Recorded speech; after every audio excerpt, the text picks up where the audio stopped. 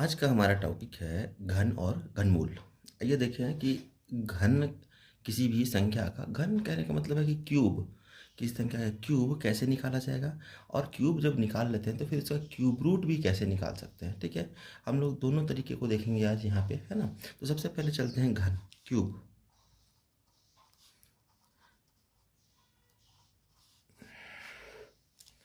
ठीक है। देखिए, सबसे पहले तो आपको 1 से लेकर के 10 तक का क्यूब वैल्यू याद होना चाहिए। जैसे मैंने पहले पुरानी वीडियो में मैंने बताया था कि स्क्वायर निकालने से पहले आपको 1 से 10 तक के स्क्वायर आपको याद होने चाहिए। ठीक है, तो पहले अगर हम लोग देखें कि क्यूब वैल्यू के कैसे होते हैं, तो 1 का क्यूब कितना होता है? 1, 2 क्यूब 8, 3 क्यूब 27, 4 का क्यूब हो जाएगा 64, 5 का क्यूब 125, 6 का क्यूब 216, 7 का क्यूब 343, 8 का क्यूब 512, 9 का क्यूब 729 और 10 का क्यूब 1000। ठीक है, तो इतना हमें कम से कम पहले से पता होना चाहिए। तब जब हम कुछ करने के लिए जाएंगे, किसी का निकालने के जाएंगे, शॉर्टकट विधि का इस्तेमाल करेंगे तो आसानी से निकाल पाएंगे। ठीक है, तो हम इसको क्यूब निकालने के लिए जब संख्याओं को जा रहे हैं तो हम इसको 4 कैटेगरी में बांट देते हैं संख्याओं को। ठीक है, 4 कैटेगरी में कौन कौन सी संख्या? तो पहली कैटेगरी हम बोल रहे हैं कि जो 1 से आरंभ हो। ठीक है, एग्जाम्पल के लिए हम बात करेंगे तो कैसा? 11, 12, 13, 14 ऐसे वाले। ठीक है, और दूसरी कैटेगरी किसको बोलेंगे? जो 1 पर समाप्त हो, समाप्त हो। ठीक है, एग्जाम्पल के लिए अगर हम देखने के लिए जाएंगे तो कौन कौन सा हो सकते हैं? इसमें भी 11 ले सकते हैं हम लोग, 21, 31, 41 ऐसे। ठीक है, और तीसरी कैटेगरी समान अंक वाले, समान अंक वाले। तो समान अंक वाले कौन कौन? जैसे कि 11, 22, 33, 44 ऐसे। और चौथी कैटेगरी जो हमारी होगी वो भिन्न भिन्न अंक वाले, मतलब विभिन्न अंक वाले, अंक वाले। जैसे कौन कौन से ले सकते हैं? इसमें कुछ भी जो समान ना हो, जैसे 12 भी हो सकता है। ठीक है, 25 भी चलेगा, 37 भी, 92 भी, ऐसा। ठीक है, तो जब हम इसको यहाँ पे देख रहे हैं तो एक एक करके शुरू करते हैं। सबसे पहले पहला प्रकार, टाइप 1। ठीक है, 1 से आरंभ होने वाले, 1 से आरंभ होने वाले। ठीक है, 1 से आरंभ होने वाले। तो जैसे हमने देखा कि पहली संख्या 11, हम 11 को नहीं ले रहे हैं, मैं 12 से दिखाना चाह रहा हूँ। 12 आसानी से आप कर लीजिएगा, 11 तक वैसे भी याद रहता है थोड़ा बहुत, तो मैं 12 से देख रहा हूँ। 12, 12 का क्यूब। ठीक है, तो आपको क्या करना है, इसी को लिखना है 1, और ये जो 2 है, इकाई के स्थान पे जो अंक है, इसको 3 बार लिखना है। 2, 2, 2। ठीक है, उसके बाद इसके ऊपर में घात लगाना है, पावर। ठीक है, 1 पावर, 2, 3। ठीक है, और उसी वैल्यू को हमको लिख लेना है। 1 तो 1 ही होगा, 2 का पावर 1 मतलब 2 ही होगा, 2 का घात 2 मतलब 4, 2 का घात 3 मतलब 8। ठीक है, उसके बाद इसको बीच वाली दोनों संख्याओं को 2 से गुना कर लेना है। तो 2 दूनी 4, 4 दूनी 8। फिर इसको जोड़ देते हैं। ठीक है, जोड़ेंगे कैसे? तो ये 8 को यहाँ से उतार देंगे, पहले जैसे करते थे वैसे ही। 8 यहाँ, यहाँ पर ये जो है 4, इसको, और ये जो 8 है इसको जोड़ेंगे। 8 4 12, 12 के 2, 1 बचेगा, इसको हम लोग यहाँ लिख लेंगे, अगली संख्या में जोड़ेंगे। इसके साथ में 2, 4 और उसको 2 और 1 3, 3 और 4 7।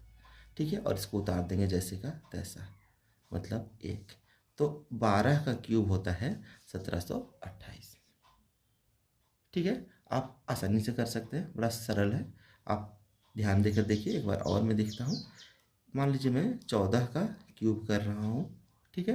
तो 14 का क्यूब निकालने के लिए अगर मैं जाता हूँ तो क्या करता हूँ, सबसे पहले 1 लिखता हूँ और 4, फिर 4, फिर 4, इसको 3 बार लिखता हूँ, ठीक है। और घात कितना, 1 2 3। मैं एक बार क्योंकि अभी सिखा रहा हूँ इसलिए आप ऐसे पूरा लिखिए, उससे आपको आसानी होगी। लेकिन जब एक बार आपको याद हो जाता है तो उसके बाद आप आसानी से कर सकते हैं, ठीक है। जैसे यहाँ पे 1 का वैल्यू 1 हो जाएगा, 4 का घात 1 है मतलब ये भी 4, 4 का स्क्वायर 16 और 4 का क्यूब 64, ठीक है। 10 तक याद रहेगा तो आपको आसानी होगी लिखने में, ठीक है।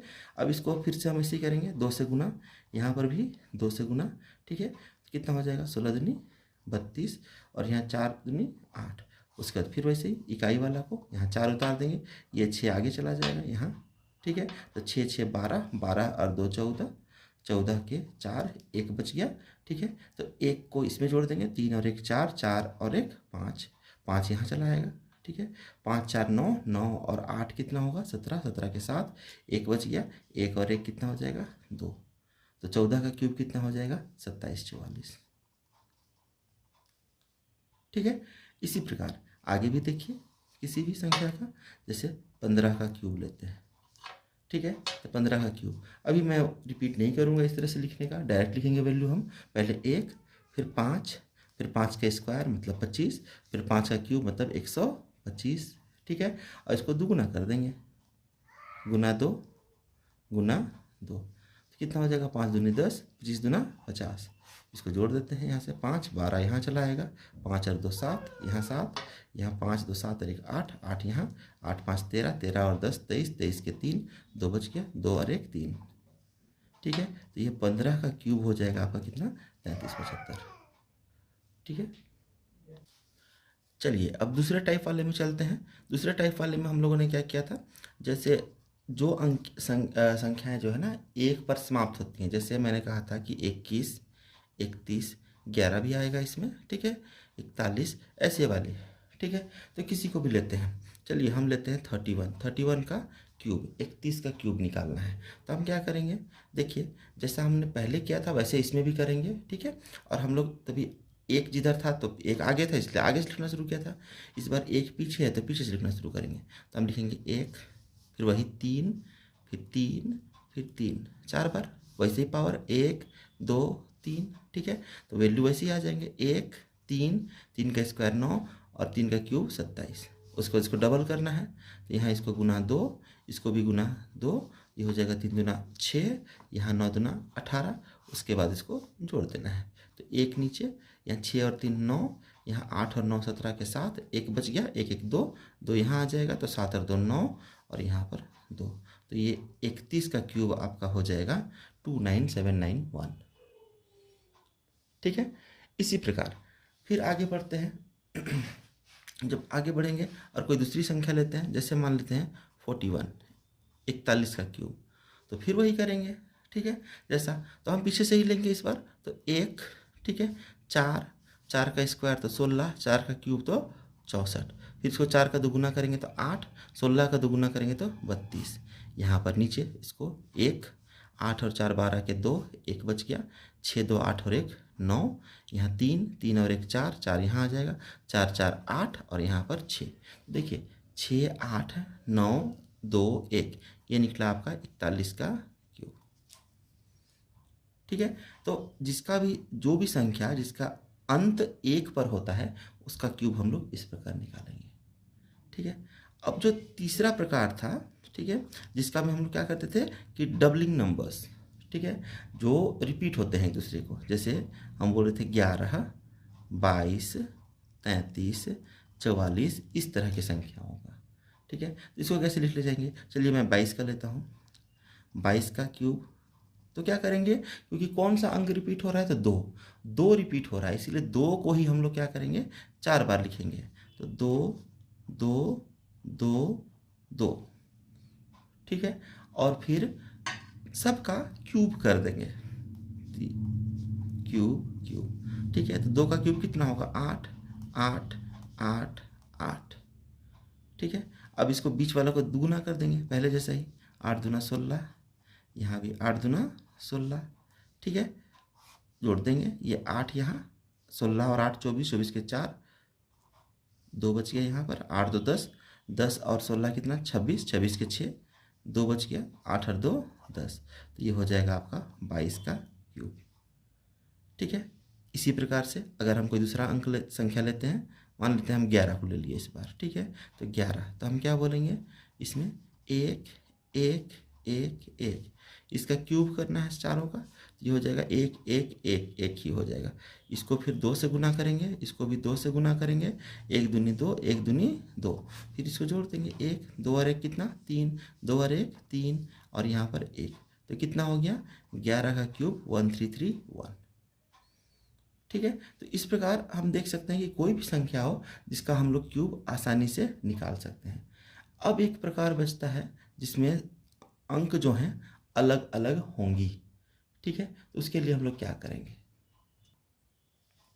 हमारा चौथा प्रकार है जिसमें अंक अलग अलग होंगी वैसी संख्या, जैसे हम ले सकते हैं 23 37 42, ऐसा कुछ भी ले सकते हैं। ठीक है, तो इसके लिए हम लोग बेसिकली क्या करेंगे ना, हम लोग फॉर्मूला को इस्तेमाल करेंगे, जैसे मैंने पहले स्क्वायर वाले को बताया था उसी प्रकार से। ठीक है, तो ये बड़ा आसान है। ठीक है, तो इसको जैसे लिखते हैं हम, देखिए 23 का क्यूब निकालना है। ठीक है, तो पुरानी विधि पे मैं वापस लेके चल रहा हूँ आपको।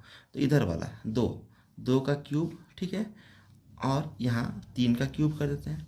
इसमें क्या करना है, ऊपर वाला यहाँ पर 3 क्यूब है, यहाँ पे क्यूब वैल्यू 3 लिखना है इसको, फिर यही 2 और यहाँ 3, यहाँ भी वैसे ही 3 2 और यहाँ 3।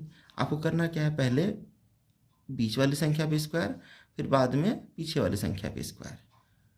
ठीक है, आपको थोड़ा सा देखने में दिक्कत हो रही होगी, तो मैं इसको थोड़ा सा बड़ा करता हूँ। ठीक है, मैंने कहा कि 23 का क्यूब, यहाँ पर हम लेते हैं 2 का क्यूब, इस तरफ हम लोग लेंगे 3 का क्यूब, और बीच में लिखेंगे हम लोग ये ऊपर वाला 3 को, फिर ये बीच के दोनों अंक को लिखेंगे 2 गुना 3, यहाँ भी ऐसे 3 गुना 2 गुना 3, और फिर पहले आगे वाले अंक के ऊपर में स्क्वायर, फिर बाद में पीछे वाले अंक के ऊपर में स्क्वायर। ठीक है, सॉल्व करते हैं। 2 का क्यूब कितना होगा 8।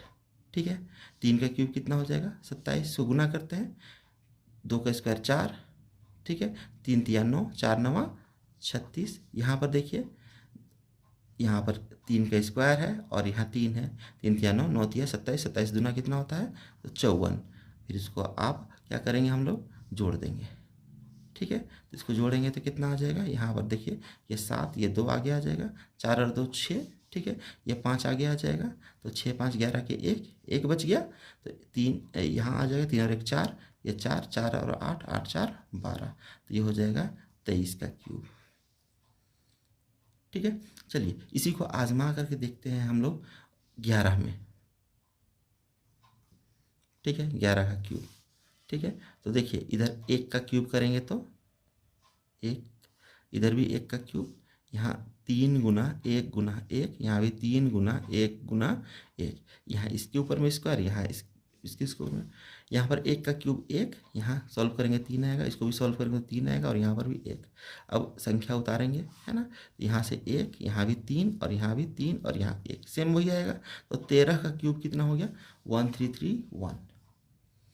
ठीक है, तो आसानी से आप क्यूब निकाल सकते हैं। सबसे मज़े की बात यह है कि इससे आप किसी भी प्रकार की संख्याओं का क्यूब निकाल सकते हैं। जैसे पहले की संख्याओं में हमने क्या कहा कि आगे 1 से शुरू हो वैसी संख्या, या तो 1 पे समाप्त हो वैसी संख्या, या तो दोनों रिपीट हो, ऐसे वाले अंक होने चाहिए। अब इसमें जो रिपीट होगा वो भी, 1 से शुरू होगा वो भी, और 1 पर समाप्त होगा वो भी, सभी प्रकार की संख्याओं का क्यूब हम लोग इसमें निकाल सकते हैं। इसलिए ये विधि सबसे महत्वपूर्ण है, इसी को याद कीजिए और इसी से काम कीजिए। ठीक है, मान लेते हैं कोई और एक संख्या लेते हैं हम, 12 का क्यूब। ठीक है, तो 12 का क्यूब, इधर 1 का क्यूब, इधर 2 का क्यूब, और बीच में 3 गुना 1 गुना 2, यहाँ भी 3 गुना 1 गुना 2। ठीक है, अब उसके बाद ये आगे वाले भी स्क्वायर, यहाँ पर पीछे वाले अंक भी स्क्वायर।